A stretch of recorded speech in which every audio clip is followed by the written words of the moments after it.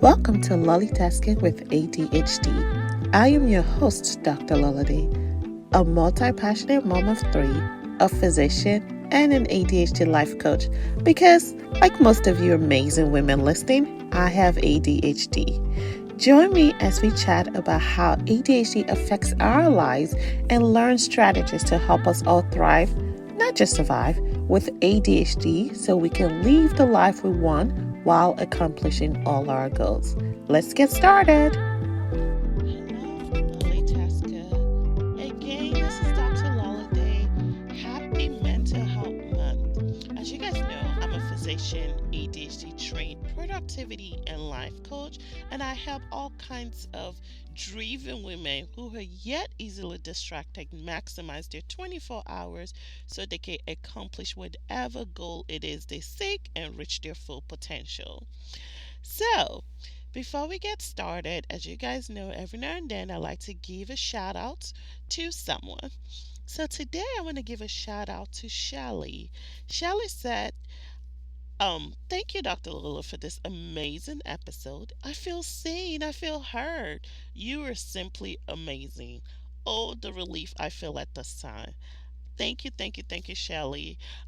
Again, I do this for you guys. If you have any questions or you want to know how better I can help you, always feel free to email me. And welcome to the Lolly Taskers community. All right, like Shelly, if you love this podcast, encourage you to like, leave a review, and share with your friends. The more you do, the more people can talk about it, and the more reviews we leave, the more we get seen. So if you really do like this episode, the best way to thank me, besides leaving a review, which I love reading, is to make sure you subscribe and share not only with your friends, share with your community. If there's a podcast that talks to you or speaks to you, don't keep it to yourself. Share, okay? All right.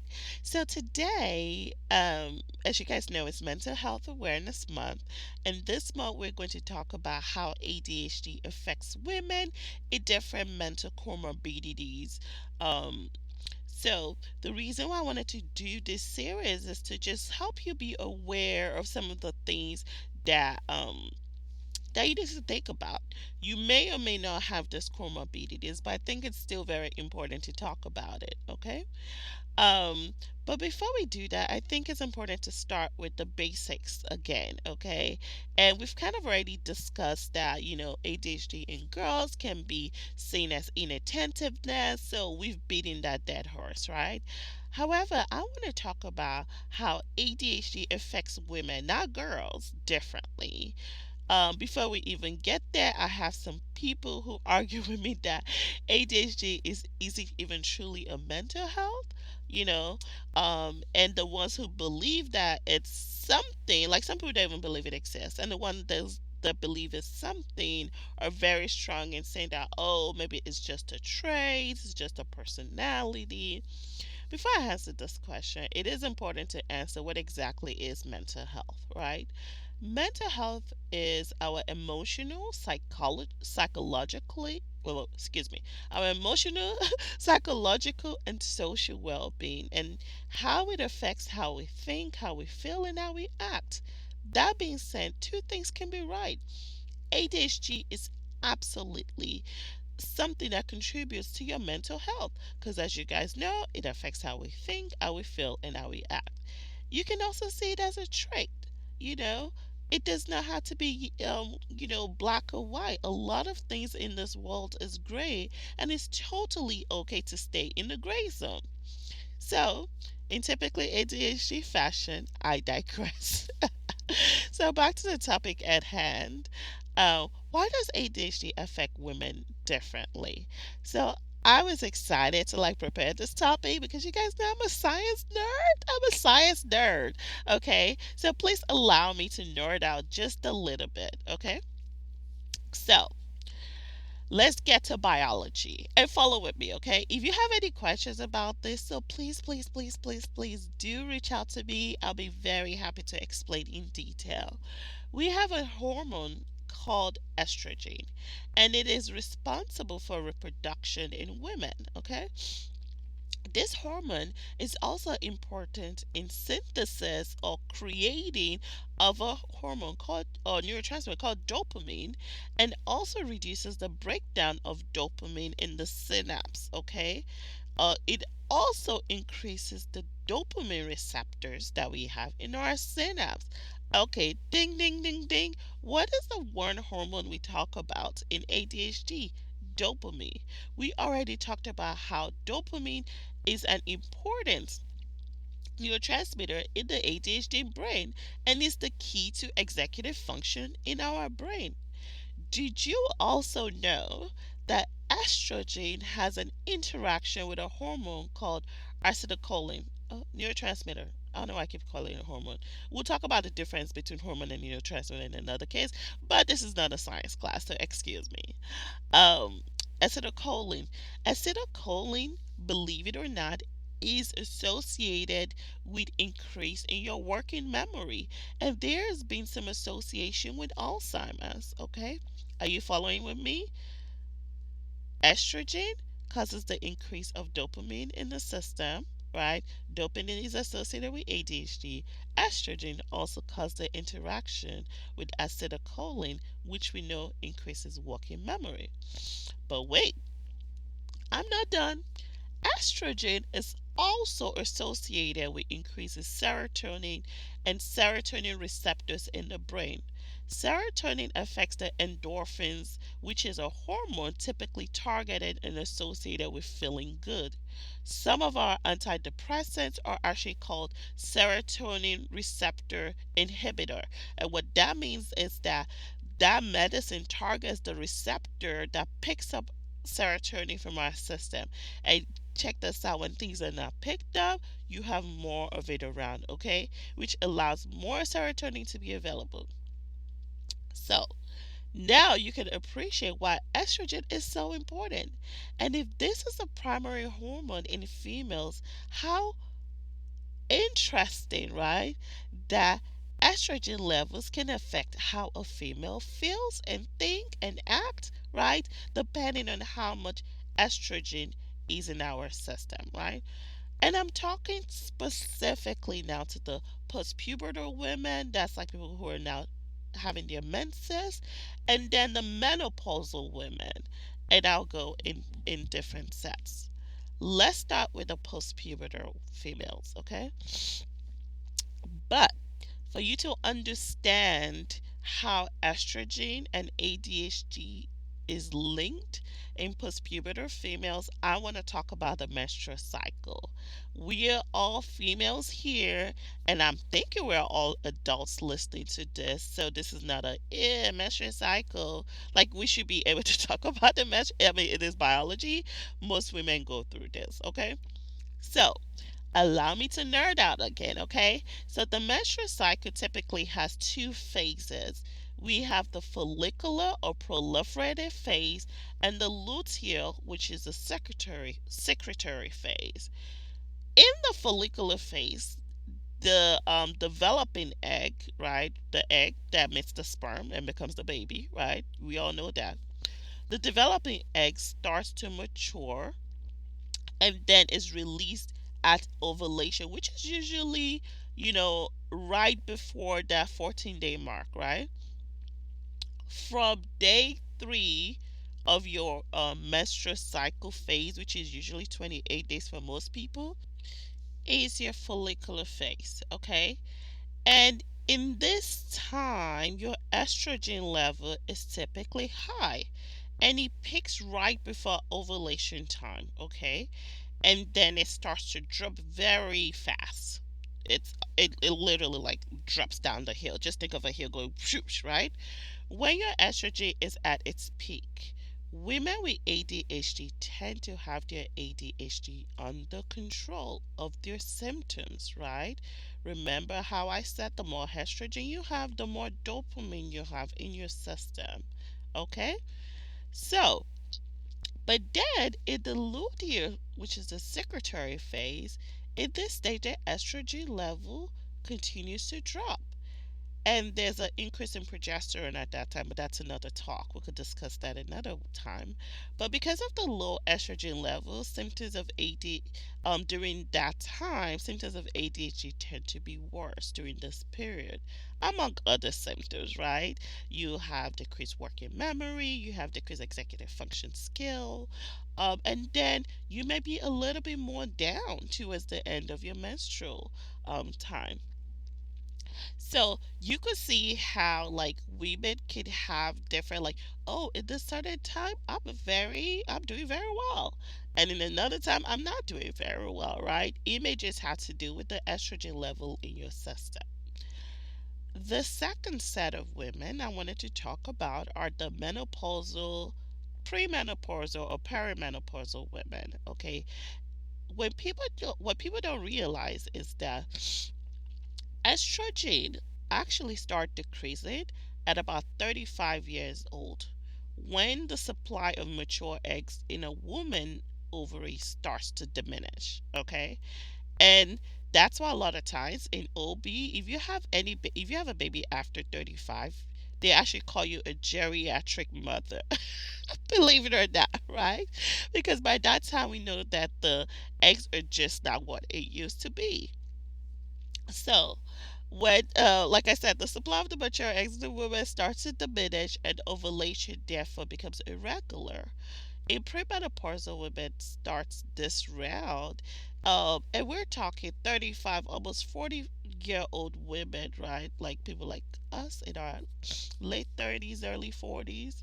Um, this happens, and a lot of times, most women have been masking their ADHD and they've been doing very well. And at about that 35 to 40, 50 years old, all hell breaks loose. And they're like, oh my gosh, like it's really hard for me to control my ADHD now, okay? Reproductive period is coming to an end, y'all. And menopause, like I said, typically happens in the what 50s for some people, depending on when you actually started your period or your puberty. Okay, and menopause is actually defined as like 12 months after your last menstrual cycle. That's quote unquote the definition of menopause, right? And as you can imagine, I told you, you releasing the egg and having menstrual cycle helps increases your estrogen. You have the up and down of estrogen. And now the production of estrogen is decreased because you're now in menopause. So, if you've gone through menopause and nothing is working for your ADHD, maybe discuss with your doctor if maybe adding a low dose estrogen in conjunction with your stimulants may be appropriate for you, right? I'm not saying it will work, and this is not giving medical advice. This is me telling you to discuss with your physician because this is a part theoretically, right? I don't even know if there's any research out there. I haven't like looked, but theoretically, if estrogen affects dopamine, giving you a little bit of estrogen in conjunction, just low dose, may be helpful. Again, this is just my opinion. Please talk to your physician because your physician knows your medical history. Okay? So those are the difference between it, and this is why I think it's very important that we understand that just because we have been doing fantastic in our 20s and in our 30s, and now we are having ADHD symptoms, it doesn't mean we've not always had it. It just means that we had the structure in place to help us at that time, right? And now, unfortunately, with estrogen also fighting against us and reducing the dopamine that we already don't have, right? You can see why. We are just like, what is going on with me, right? So, this is why it is very important to pay attention to women this age. A lot of people in my coaching program are in their early 30s to late 50s. Okay, so we have a wide range of people, and this information is so critical. I am big on awareness, okay, because the more you know, the more you can do something about it. Ignorance sometimes is bliss, But in a lot of times, you being ignorant or not understanding or not being aware of the situation makes you feel like you cannot do anything about it. So don't give up on yourself. Like I said, the first thing is awareness, right? The second thing is figuring out what can I do about it. And it takes a lot to create those systems. It takes a lot to push yourself and say, let me do it. But it's always better with a community. Okay. So, as you know, I am part, I am happy, and I want to give a shout out to the Accomplished with Ease women. I coach amazing, fantastic women into their dreams and being able to own themselves. ADHD does not disappear just like that. I do not promise that, oh my gosh, you start the program today and tomorrow your ADHD will be under control. However, what I do promise is that you will have the necessary skills because majority of these women are bosses, okay? You have it in yourself, but you need the community which has been studied over and over and over again to be able to help you with your ADHD. Okay? So, I think that's actually it. I just thought it was important to kind of talk about, because I get this question a lot. Like, I used to be so good. I was good with my executive function, even though I knew I had some deficiencies. I had structure under place.